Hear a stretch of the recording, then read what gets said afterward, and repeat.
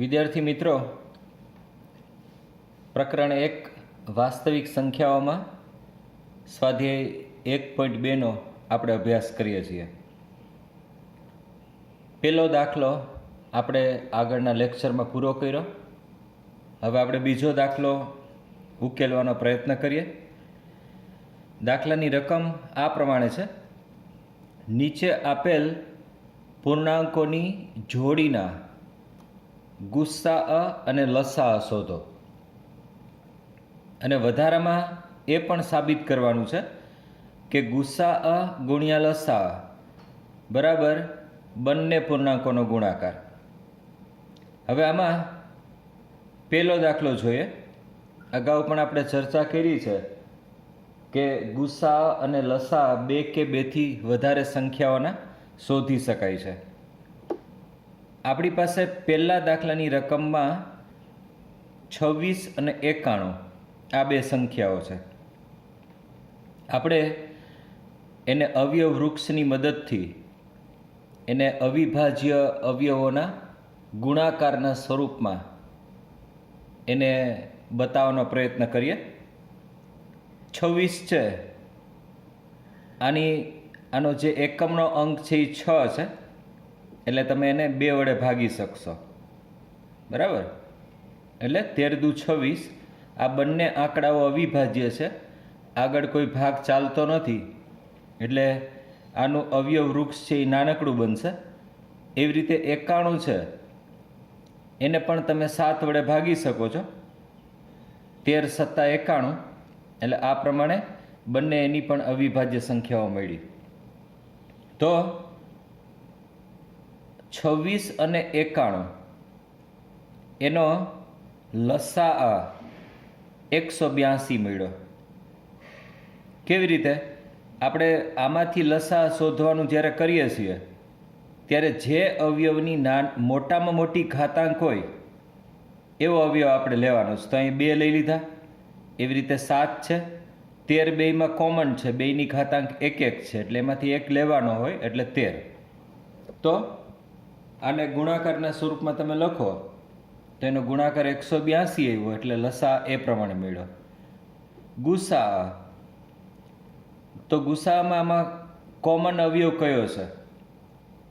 અને કોમન અવયવ 13 છે, એટલે આની અંદર 26 અને 91નો ગુસા 13 મળશે.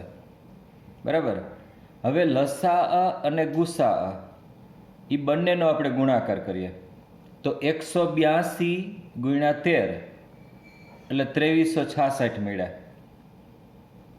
વધારે આગળ તમે જુઓ, બંને સંખ્યાઓનો ગુણાકાર કરીએ તો એ શું મળશે? 26 ગુણ્યા 91. તમે તમારે સાઈડમાં ગુણાકાર કરવાના છે. અહીંયા તો મેં ડાયરેક્ટ લખ્યા છે, કારણ કે ગુણાકાર જેવી વસ્તુ છે એ તમે 4થા 5મા ધોરણથી શીખતા આવો છો. એટલે આજે 10મા ધોરણની અંદર તમને ગુણાકાર શીખવાના ન હોય, પણ તમારે રફ ગણતરીમાં આ બંનેના ગુણાકાર સાઈડમાં લખો તો જ તમને 2366 મળે ને. અહીંયા તો મેં ડાયરેક્ટ લખી નાખ્યા છે, અહીં ગુણાકાર નથી દર્શાવ્યો. એવી રીતે 26 ગુણ્યા 91 એટલે એ પણ 2366. તો આમાં બે સંખ્યાઓ સરખી આવી. એનો મતલબ શું થયો કે સંખ્યાના લસા અને ગુસા એ બંનેનો ગુણાકાર એ બંને પૂર્ણાંકોના ગુણાકાર બરાબર છે. આ બે પૂર્ણાંકોનો ગુણાકાર કર્યો તો એ પણ એ જ મળ્યું. એટલે આપણે રકમની અંદર જે બે વસ્તુઓ માગી હતી એ આપણે દર્શાવી દીધી. એનો લસા અને ગુસા શોધવાનો હતો, પ્લસ ગુસ્સા અને લસાનો ગુણાકાર એ બે સંખ્યાના ગુણાકાર બરાબર થાય છે એવું સાબિત કરવાનું હતું. આ તરફ અહીંયા આપણે દાખલો લઈએ. તમને બીજો દાખલો હું હોમવર્કમાં આપું છું, સહેલો છે એટલા માટે. 510 અને 92 આ બેયનો ગુસ્સા લસા શોધી અને તમારે સાબિત એ કરવાનું છે કે ગુસ્સા અને લસાનો ગુણાકાર એ બે સંખ્યાઓના ગુણાકાર બરાબર થાય છે. એવો જ દાખલો આપણે હવે ઉકેલીએ. ત્રીજા દાખલાની રકમ મારી પાસે છે 336 અને 54 આનું અવયવ વૃક્ષ હું બનાવું છું. પહેલાં તો એકમનો અંક 6 છે એટલે એને 2 વડે ભાગી શકાય છે. 168. ફરીથી અહીંયા 8 છે, 2 વડે ભાગી શકાય. એકમનો અંક અહીંયા 4 છે એટલે 84 મળ્યા. ફરીથી એને 2 વડે ભાગી શકાય છે. 84 ને 2 વડે ભાગો તો 42 મળ્યા. ફરીથી અહીંયા એકમનો અંક 2 છે એટલે 2 વડે ભાગ્યા તો અહીંયા ભાગફળમાં 21 મળ્યા. અને 21 તો નાની સંખ્યા છે એટલે તમને આમ અંદાજ આવી જાય કે એ 2 કઈ અવિભાજ્ય સંખ્યાઓનો ગુણાકાર છે, તો કે 7 તેરી 21. તો અહીંયા છેલ્લે અવિભાજ્ય સંખ્યા મળે ત્યાં સુધી આપણે જવાનું હોય એટલે આનું અવયવ વૃક્ષ પ્રમાણમાં મોટું બન્યું. બરાબર. બીજી સંખ્યા છે એનું અવયવ વૃક્ષ બનાવો, 56 છે, નાનકડી સંખ્યા છે, એને તમે 2 વડે ભાગો, 27 મળ્યા. 27 ને તમે 3 વડે ભાગી શકશો, 9 મળ્યા. ફરીથી 9 ને 3 વડે ભાગો તો ભાગફળમાં 3 મળ્યા. એટલે આ એના અવિભાજ્ય અવયવો થયા. હવે 336 ને આ જે અવિભાજ્ય અવયવો મળ્યા એના આ લાઈનમાં છે બધા, આ બધા અવિભાજ્ય અવયવોને તમે ગુણાકાર સ્વરૂપમાં લખો છો. તો એને કેવી રીતે લખી શક્યા? આની અંદર 2 ગુણ્યા 2 ગુણ્યા 2 ગુણ્યા 2 ગુણ્યા 3 ગુણ્યા 7 એટલે 2 ની 4 ઘાત, અહીંયા 3 અને 7. એવી રીતે 54 છે એને 2 ગુણ્યા 3 ગુણ્યા 3 ગુણ્યા 3, તો 2 3 છે 3 વખત આવ્યા છે એટલે 3 ની 3 ઘાત. હવે આપણે લસાઅની વાત કરીએ આ સંખ્યાઓના કે લસા શું છે. લસા અહીંયા આગળ 2 ની સૌથી મોટી ઘાતાંકવાળું પદ અહીંયા પસંદ કરવાનું લસા માટે. તો અહીંયા 2 ની 4 ઘાત છે અને 2 ની 1 ઘાત છે એટલે મોટી ઘાતાંક એટલે 2 ની 4 ઘાત. 3 માટે મોટી ઘાતાંક એટલે 3 નો ઘન, અને 7 માટે પણ મોટી ઘાતાંક પણ અહીંયા 7 એક જ વખત છે એટલે 7 ના 7. 2 ની 4 ઘાત એટલે 16, 3 ની 3 ઘાત એટલે 27 અને 7 તો અહીંયા ગુણાકારમાં છે જ. આ બધાનો તમે ગુણાકાર કરો તો 3024 મળશે. હવે ગુસાઅની વાત કરીએ. ગુસાઅમાં કોમન ફેક્ટર કયા કયા છે આમાં? તો 2, આ બેમાં 2 છે, પણ ગુસાઅ માટે નાની ઘાતાંકનો ઉપયોગ કરવાનો છે. નાની ઘાતાંક એટલે 2 ની 4 ઘાત ને 2 ની 1 ઘાત, તો 2 ની 1 ઘાત વાળું પદ અહીંયા લઈએ. પછી બેમાં કોમન શું છે? તો કે 3 છે. અહીંયા 3 છે, અહીંયા 3 ની 3 ઘાત, પણ એમાંથી 3 જ લેશું, નાની એ છે એટલે 3 દુ 6 એનો ગુસાઅ મળ્યો. તો લસાઅ ગુણ્યા ગુસાઅ એ બેનો ગુણાકાર કર્યો તમે એટલે 3024 ગુણ્યા 6 એટલે 18144. પછી અહીંયા મૂળભૂત સંખ્યાઓ કઈ કઈ છે? 336 અને 54. એ બેનો ગુણાકાર કરો તો એ પણ તમને 18144 જ મળે છે. તો છેલ્લે તમે તારણ એ કાઢ્યું કે લસા અને ગુસાનો ગુણાકાર એ બંને પૂર્ણાંકોના ગુણાકાર બરાબર થાય છે. એટલે આ પ્રમાણે આખી આપણને મેથડ મળી જશે. બરાબર. હવે આપણે ત્રીજો દાખલો લઈએ. આ દાખલાની રકમ શું છે એ પહેલાં જુઓ. નીચે આપેલ પૂર્ણાંકોના અવિભાજ્ય અવયવની રીતે ગુસાઅ અને લસાઅ શોધો. આગળના દાખલા કરતાં પણ આ સહેલો દાખલો કહી શકાય, પણ અહીંયા નવું એ છે કે સંખ્યાઓ 2 ને બદલે 3 છે. 3 સંખ્યાઓ વિશે આપણે વાત કરવાની છે. એ પણ ડિફિકલ્ટ નથી. એના અવયવ વૃક્ષ એક સંખ્યાનું વધારે બની શકે.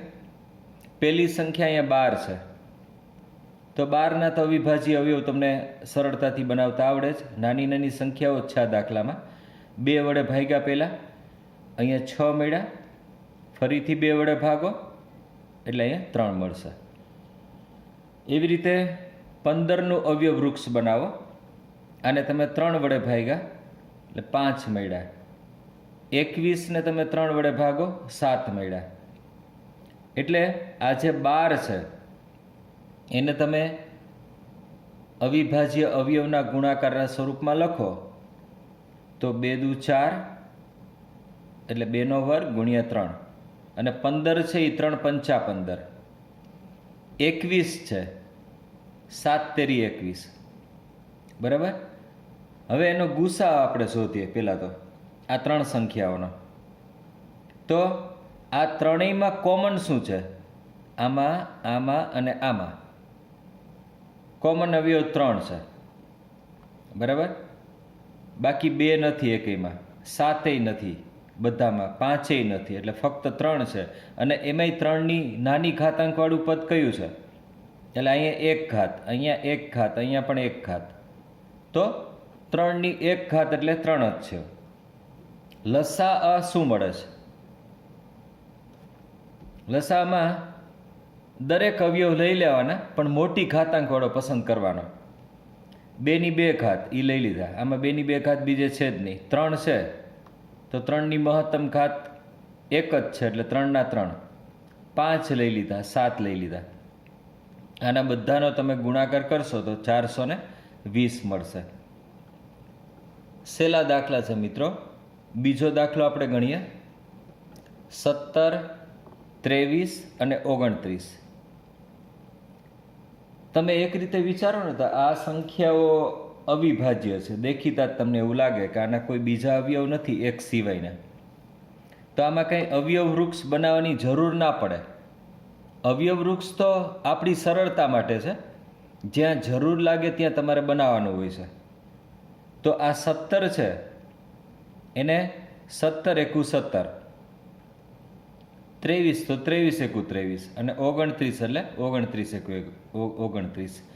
એટલે એને અવિભાજ્ય અવયવોના ગુણાકારના સ્વરૂપમાં આપણે લખ્યા.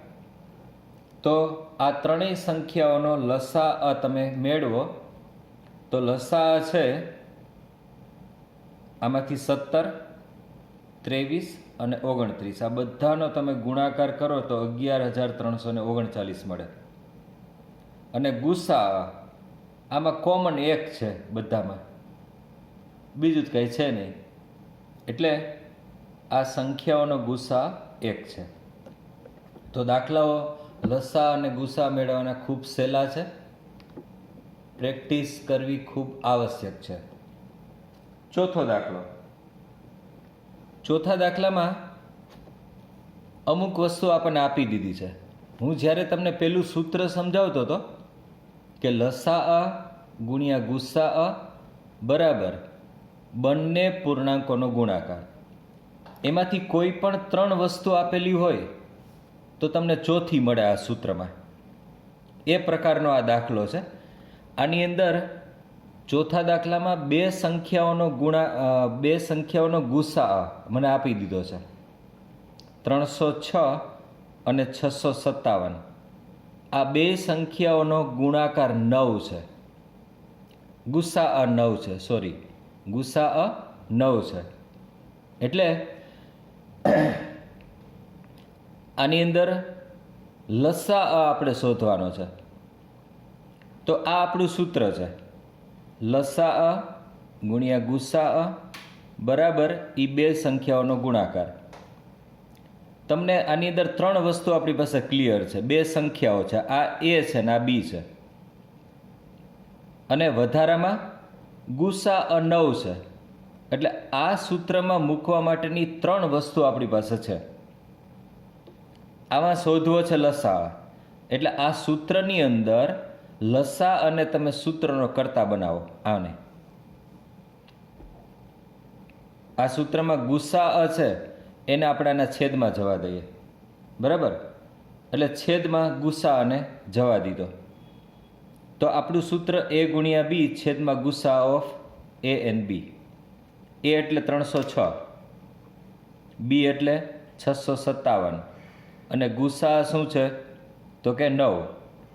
આનો 34 ભાગ ચાલશે. 306 ને તમે 9 વડે ભાગો ને, ભાગાકાર કરવાનો સાઈડમાં, તમને પ્રેક્ટિસ પણ થશે. એટલે 9 વડે ભાગો એટલે 34 મળશે.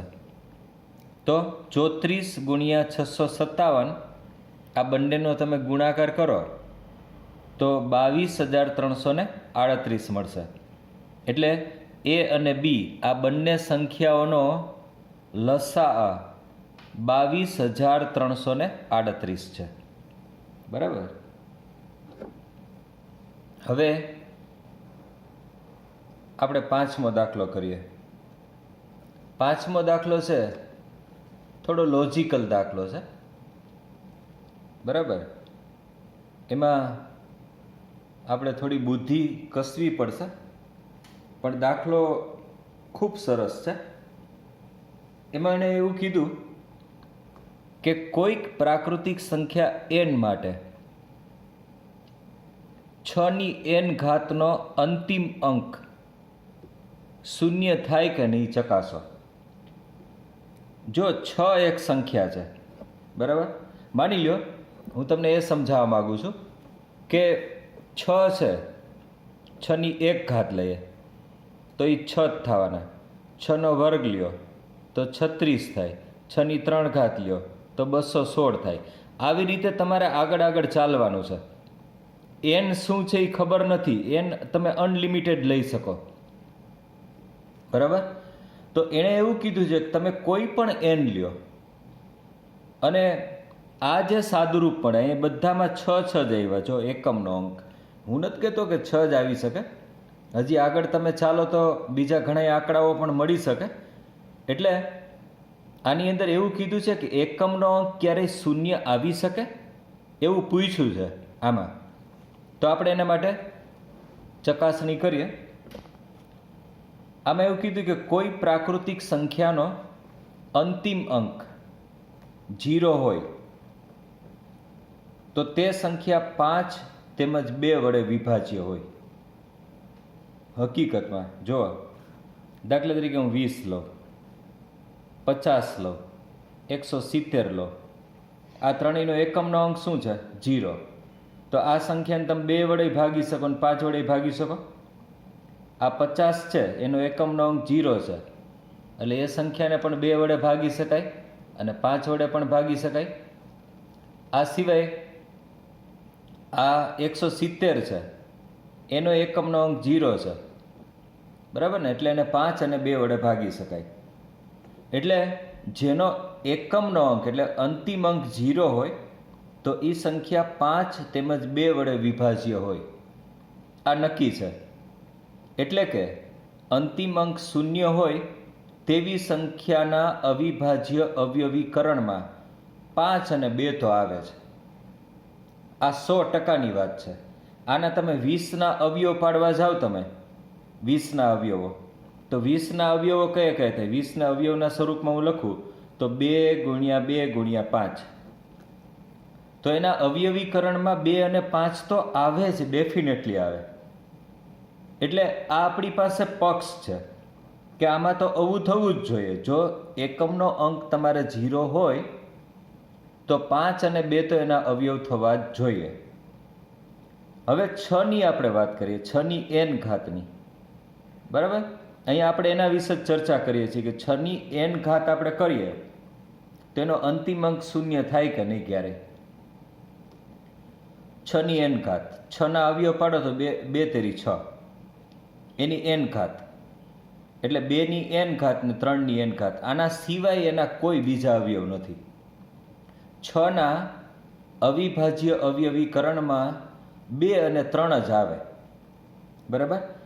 જો ખાલી 2 આવતો હોય, ખાલી 2 આવતો હોય તો તમે એવું સ્પષ્ટપણે ન કહી શકો કે 6ની n ઘાત છે એનો અંતિમ અંક 0 જ હોય.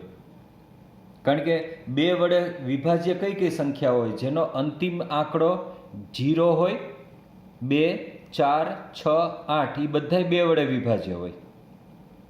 પણ 5 અને 2 બંને એક સાથે કોઈનો અવયવ થતો હોય તો એનો અંતિમ અંક 100% 0 હોય. એટલે અહીંયા 6ની n ઘાત છે એને અવિભાજ્ય અવયવોના સ્વરૂપમાં તમે લખો, એના ગુણાકારના સ્વરૂપમાં, તો એને ફક્ત 2 અને 3 જ છે, આમાં 5 નથી.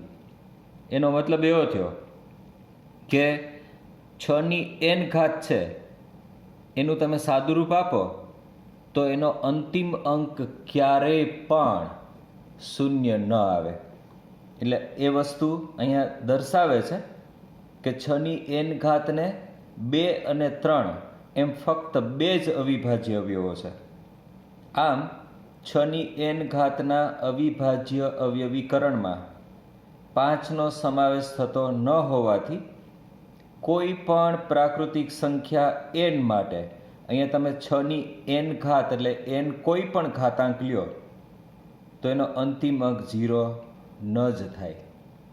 એટલે આની અંદર તર્ક આ પ્રકરણની અંદર ખૂબ સારા આવે છે અને એમાં તમારી બુદ્ધિની ચકાસણી પણ ખૂબ સરસ રીતે થાય છે. હવે આપણે છઠ્ઠો દાખલો જોઈએ. છઠ્ઠા દાખલામાં શું છે જુઓ. સમજાવો કે 7 × 11 × 13 વત્તા 13, જો અહીંયા પ્લસ છે, આ ખાસ સમજજો. અત્યાર સુધી અહીંયા ગુણાકાર છે, અહીંયા સરવાળો છે, અને એવી રીતે એક બીજી સંખ્યા છે. એ સંખ્યા શું છે?